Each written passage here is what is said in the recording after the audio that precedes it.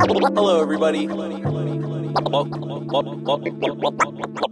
to another exciting episode of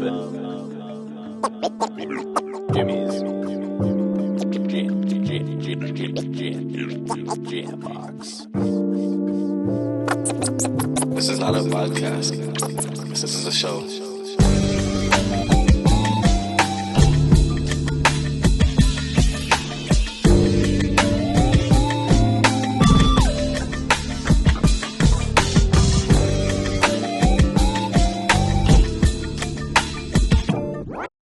Hello, everybody. Welcome to another exciting episode of Jimmy's Jam Box. We're here and we're back at it again. But before we get on into it, let me get the easy stuff out of the way. As always, make sure to like, subscribe, push all the buttons, do all the things. You know, I don't know where they are. I'm never going to learn, but I trust you. Now let's go ahead and get on into it. Here is today's guest. What up? It's Wavy, the baby OG. Thank you, Jimmy, for having me. It's an honor to be here. Hell yeah. Thank you so much for joining us.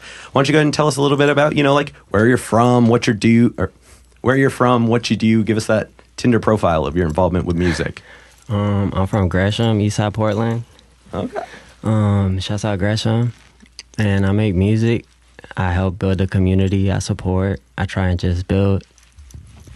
Hell yeah. And what got you into music originally?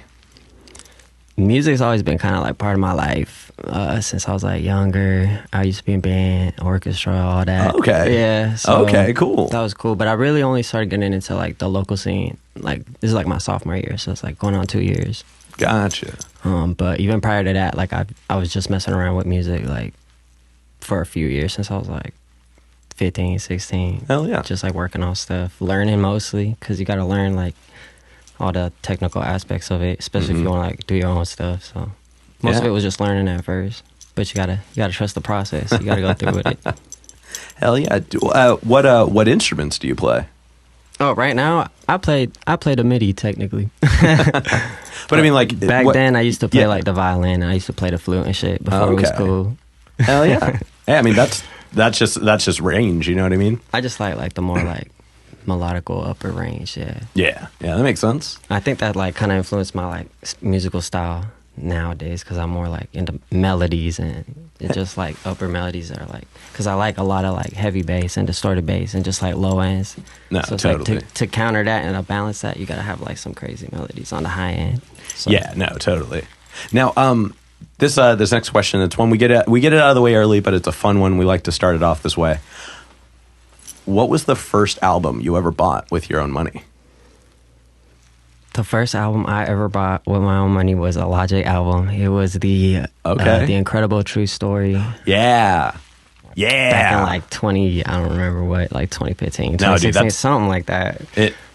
That's definitely my preferred Logic album. Yeah, shouts out Logic. He's cool. Also had the guy who was doing all the narration parts. That's the guy who does the voice acting for Spike and Cowboy Bebop. Fun fact, y'all, a little bit of anime knowledge. I did not know that. That's crazy. Yeah, go listen to it. You're gonna hear it right away. Be like, it is him. Damn. Hell yeah. Tell us about the first show you ever went to that you also like went to with your own money. You were like, I want to go to this one. Got tickets. Went to it.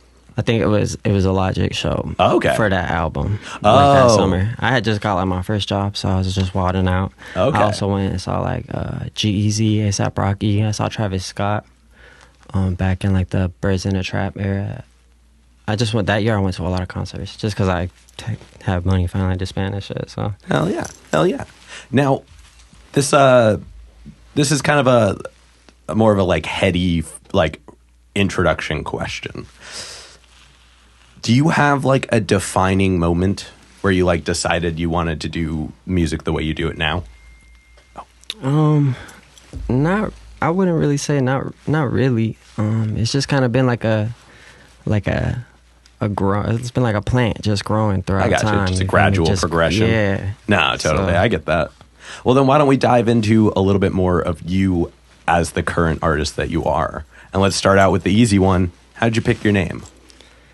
The name just comes back from like fucking high school. I don't even remember. So it's just kind of always been there with you? Where it came from. Like, yeah, I think I said it one day or something. Said it to like one of my friends. And then since then, it just grew and got bigger. Okay. And so that was always just like a nickname. And at first I used to have like another rap name and shit, but we're not going to talk about that. Okay. Okay. And Time then, to figure some shit out. No, I'm kidding. Where my detectives at? Y'all gotta go do y'all research. Hey, if you know it, put it in the comments. Oh.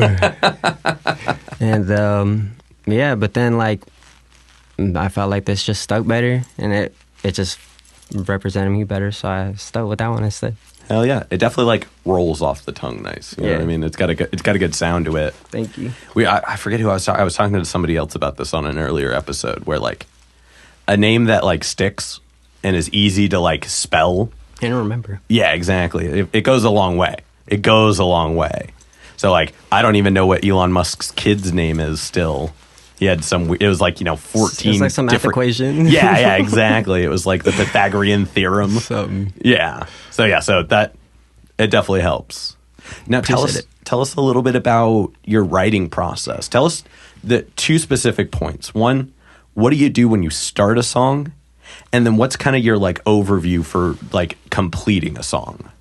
Oh man. To all my other artists out there, I feel like y'all can relate, but sometimes it feels like no song's ever really fully complete. Yeah. But more, I mean, like, what do you like do to decide like when a song can come out? But first, tell us how you start a song. Yeah.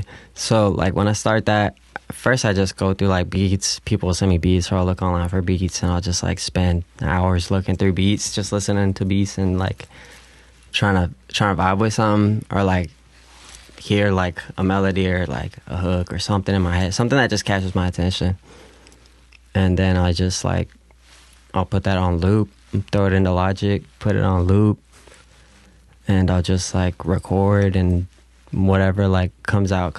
It's not really like a quick process. You just gotta totally. You stick with it, and like you just, after a couple takes, you start hearing like a melody or a hook, or like a flow of like how you want it to sound. Yeah. And then eventually you just like, I'll like mutter like a melody, or like find like hum it or something, and eventually like I'll put the words in, or the words will come. Yeah. No, that seems to be a pretty common approach for it. Just like finding that music aspect, and then figuring out what words make the music stand out. Yeah. I've been trying this fairly recently, like, because back then when I first started making music, like it was just like writing. Like I had to like write, like I was 16, I had to like write something and like physically write it. Okay. So do you mainly freestyle now, or do you kind of like live in like a middle realm where you like find the melody and then put down words that would go along with it? Yeah, Okay. pretty much. Sometimes things will just come. Sometimes I got to think about a bar. No, I feel it. It really just like varies per song, or the vibe of the moment in time. No, totally. Now, out of your entire discography, all the tracks that you have out and currently available, which song do you think represents you best as an artist at the moment? Probably, I'll have to say off my latest tape, Rage or Love. I think it's the fifth, I think, track off the album. It's called Understanding. So yeah. Hell yeah. I think that one represents me the best currently. And what is it about it? Just being like misunderstood. Like you could try and make the best of every situation, but like there's other people in the situation that could just throw it all off, and sometimes that just reflects on you, whether it's like a venue owner throwing an event and something goes wrong, or just like day-to-day life. Like, Yeah. So it's like just that, and having that back to back to back to back to back to back. It's just like being misunderstood and shit. But all my lone wolves and shit, they can relate. People that just like, you feel me? I feel like it's relatable enough, but also like personal enough. It's like the perfect mix, in my opinion. Nice. That was really well put. Thank you. Now, this one's a little bit more of a technical question, just because I kind of want to follow up with you on something you said a little bit earlier that I just remembered. Okay. So, do you mainly use Logic as your main like platform? When I'm mixing on my own stuff, yeah, I Okay. just be using Logic. Now, are you usually involved in like the producing part of your sound, or is it usually just like you do stuff to like give to people to get ideas and then you go and do them somewhere else? Most of my stuff is just me. Like if we're talking about like production, Yeah. my first album, which is a trap deal, out on all streaming platforms. Mm-hmm. It's the only one that's out on all streaming platforms. That was fully produced by me. That's also another reason why it's like out on everything, because I own all the beats, I own all the lyrics, I own all like the masters, everything. So it's cool. So that's the only one that's like out everywhere. But as far as like idea wise and pitching it, most of the time I just keep it to myself, or I'll send it to a few of my homies, like let them listen to it, take their like have their take, tell me what they think, or just like see a reaction. Yeah. And if it's fire, it's lit. If not, then I'll just work on it some more. And if I really want to get this through and like actually make it something more serious, I'll hit my boy DJ Zone, and we'll lock in and we'll get a whole project. He actually makes the whole Rage Your Love project, and yeah, he really boosted my quality and like my like level of sound. So I'll always appreciate that. Hell yeah. Now tell us about either if you've got one favorite, tell us about your most favorite, or if you have too many favorites, tell us about the most wild show you've ever performed. Man, okay. Yeah, I have a few crazy ones. The most wild one so far, I would have to say, was probably the Icy Blue release show, March 24th, just in terms of energy, attendance, vibes, like responsiveness from the crowd. That was probably the most lit one so far, but I've had a bunch of other ones. I've had a few homecoming stops with Lord Lawrence on tour. Shouts out Lord Lawrence. Shout out Lord Lawrence. Those have gone insane. Like, he just gets it every time. Shouts out Lord Lawrence. Yeah. And just a few others along the road. It's lit, you know? No, Yeah. totally. How regularly do you perform? Last year I performed way more in the time frame of a year. But this year I've done maybe like half, but they've been more like opportunity like shows, you feel me? Yeah. So I've realized it's more about like networking and like really connecting with the right people and like building a community around you and like just building a community in itself. Yeah. And yeah, that just over time it's just happened. It's lit. Well, I mean, how many shows do you think you've done this year? This year, probably around like 30, 40, give or take. Okay. My first year I did like over 80, pushing 90, something like that. I don't remember. It was crazy. My first year I did a lot of shows, but it was more like bar shows. Yeah, just like just like anywhere you could get just anywhere. Like learning, it was just like learning where to start. Like learning where to go, like the right ones. And one of the first ones that was a really good connection was the Flow Show with Chain Taylor. Shouts out Chain Taylor, man. That was crazy. That was like my first actual show like in the scene. After I had did my Undead tape, and I just went through some shit in my life, and then came back out and I got through it, and then made a tape, and that was the first. That just happened to be the first step, and it was like I'm forever grateful for that because that was a really good first step, like connecting with people in the scene, just building, and yeah, shouts out that. Hell yeah, that's really cool, man. All right, now this next round of questions are all kind of hypothetical ones. These are kind of the what's, ands, and ifs. If you could work with any one artist who's currently alive, and if it's a band or a group, you have to pick one member, who would it be and why? As controversial as it sounds, it'd probably have to be Kanye West. Just because I feel like he's like the most influential in the past decade, at least in hip-hop and rap. Just like you can trace anybody's thing and like their whole history or discography or whatever, and down the line, like something stems from Kanye West or something. That's definitely not the first time that's been said on this show. Shouts out Kanye. He's, yeah, probably Kanye West. Just because who's gonna say anything to Kanye West? You feel me? Like, if he really like knows what he's doing, he's gonna get it done. It's gonna be crazy. No, totally. I mean, I get it. Now, subsequently. And this is a fun one. I think you're going to have fun with this. Who's a local artist that you're aware of that you have not interacted with yet, but you would like to?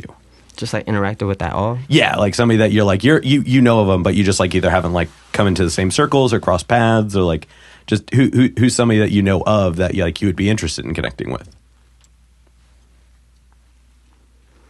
That is a really good question. I don't know. I feel like I've met a lot of people, and I'm happy for that. The people that I was just, who was I just talking to? I was just talking to somebody about this the other day. Serger, he be designing clothes and doing all bunch of crazy stuff. I was just talking to him how it's like coming up back when, like, at first, like, nobody knows, you're just like going through it, the trials and tribulations and shit. There's like certain people in the community that you just like look up to, and then like eventually you just cross paths. And I feel like my first year doing all those shows, that just really planted like a good level to like naturally grow mute like a tree of like connections and shit. Yeah. So off the top of my head, I'm sorry if I haven't met you yet, but when I meet you, we'll lock in and it's gonna go crazy. But right now, I think I'm pretty good with everybody I met so far. Okay, cool. Well, yeah, I'm always curious, like, because, like, this show kind of thrives on finding new artists, talking to new people, finding new things. And so anytime there's an opportunity to, like, if you did want to interact with somebody or you knew of somebody, there's a good chance, hopefully, somebody watching knows the person. Right, and so, yeah. it gives a chance to make that connection outward. So if you're watching this and you want to work with me, send me some opens. there you go. There you go. Open invitation. Now, this next question is just kind of another fun broad stroke one. Okay. If you could perform anywhere in the world, and you wouldn't have to worry about like power or like crowd access or stability, like it could be like any structure, any place, anywhere on the planet, but not the moon. We already defunct that. Sound doesn't work in space. Oh, It was a valid argument. Somebody said it to me, and I was like, damn it, you win. what if it's like a silent disco, though? That's the only way it would work. But for the sake of this one, we're going to stick to the Earth. Where would it be? So the first thing I hadn't really thought about that, but the first thing that just popped into mind would be like the Grand Canyon, like the bottom of the Grand Canyon. Okay. But like hella just like encapsulated just sound. Yeah, somewhere where it's like narrow enough that you get all that reflection. Yeah, and it's just like loud and packed out. I mean, it's not like you're going to piss off the neighbors. Yeah, you could be as loud as you want. That'd be crazy. Hell yeah, I could dig that. I just thought about that, yeah. I don't know. That'd be lit. I haven't asked this version of that question in a while, but who would you, if you could have two supporting acts, who would you pick? And it could be anybody. It doesn't have to just be one person. It could be a band now. That AZ Gutter and my boy Jose, my two youngest I believe in, that I'm like trying to help guide. They be going crazy. They're up next. You feel me? Yeah. So if that's the opportunity I get in the Grand Canyon, there's like thousands of people there, bro. I gotta bring up my homies with me. Bet I can dig that. Eat. Yep. All right, now this last one kind of rounds out the hypotheticals, and it's definitely like it's the headiest question of the bunch. If you had to pick a completely different genre than any genre you've performed before, so if you've done it before, you can't do it as the answer to this question. But if you had to pick a completely different genre and you would be equally as proficient as you are in your main one now, and like you wouldn't have to have like the learning curve, what would you pick? Probably some like EDM stuff or like some rave stuff. Something you could just go to a random rave and like the DJ is just playing it. It's some like EDM, some EDM club, just like club vibe, dance, sing, everybody. Yeah. I don't know, just something that people could vibe to. Hell yeah. Now, before we wrap this up, this didn't really tie into any of the threads of questions, so I thought I would kind of leave it for the space. Okay. You have this really, really like positive approach to the way you just interact with everybody. Like anytime I've ever interacted with you in the wild, it's always been really pleasant. And like when you were on stage, you had so many people just like not like, cheering and screaming like they were obsessed with you, but like the love was so present in the room. It was so powerful and noticeable almost immediately, and it seems to kind of follow you wherever you go. What do you think it is that you have that like makes that so much? Do you prioritize it? Do you just wake up that way? What do you feel makes that so doable and just so enjoyable? Shouts out the wave pool, you feel me? Shouts out everybody, my whole like friends, family, fans, everybody that believes in me. Just like trials and tribulations, like life is hard. Why make it any harder on other people? You feel me? Just like try and be kind to everybody and spread love. Like it's rage or love. You feel me? Rage or love. You got a decision you got to make. Are you gonna be a hater? Are you gonna be like a supporter? You feel me? Like what are you trying to do? So that's just how I approach life, I guess. That's why this last tape was more like personal, more close to me, because I was like, even though it's just like bops and like the songs go crazy and the response goes crazy live, like you really like sit and listen to the lyrics or like think about what I'm saying. And it's like some real shit. So just trials and tribulations and the struggle, and then watching it blossom into like support and shit. And then you just gotta keep going and build that up. Hell yeah, man. Well, cool. Yeah, thanks for sharing with that one. Because just like I said, it's something I noticed right away.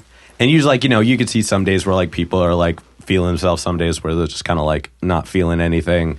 But just every time we've interacted, it's always just been so like 100% positive all the time. Appreciate so that. I just want to make sure that everybody knows that. And also, I love the name The Wave Pool. Shouts out The Wave Pool. I think that's such a catchy little like. That's the family. Yeah. That's rad. I dig that a lot. Thank you. But all right, man, we've come to the end of the interview. Why don't you go ahead and tell us about, what's coming up next? Let's say like what's happening in like August and moving forward. Early August, I got the Storm Tour with Lebo, August 5th. Be there, you feel me? Wave Pool is all gonna be there, all merched out. Speaking of merch, I gave my boy Jimmy, dripped him out some merch. Come get you some merch. I'll see you there. Y'all are gonna see it on a future episode for sure.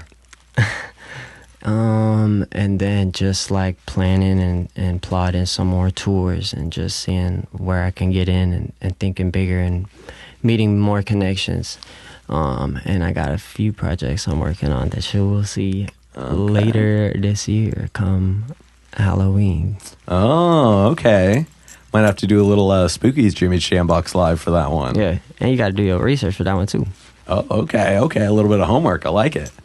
All right, now for this next one, I'll have you look at the camera and tell everybody just how they can find you, give us the ats, the plugs, things like that. What's up? It's Wavy. You can find me on IG. I got a link tree in my bio. It has all my stuff everywhere that I've ever done. It's right there in my bio. It's at WavyDavyy, 2 Ys, 999. Shouts out 999 gang. We out. Hell yeah. And then lastly, any other plugs, any other shout outs, anybody else you want to put on while you're on here? Shouts out Gresham, you feel me? Shouts out Portland. Shouts out Jimmy's Jambox. Shouts out Lawrence.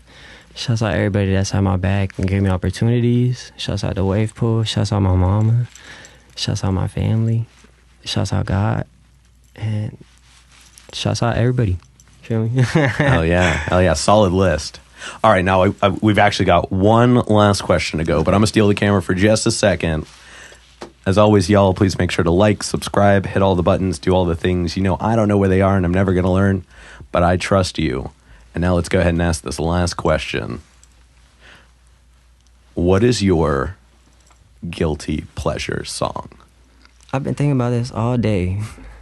And just have fun with it. Like, if you can't think of one that like you would genuinely deem a guilty pleasure song, what's just like a fun song or a funny song? Word. I've been thinking about this all day, and I've had a few that have popped into mind, like Rihanna, me, a few people I believe in.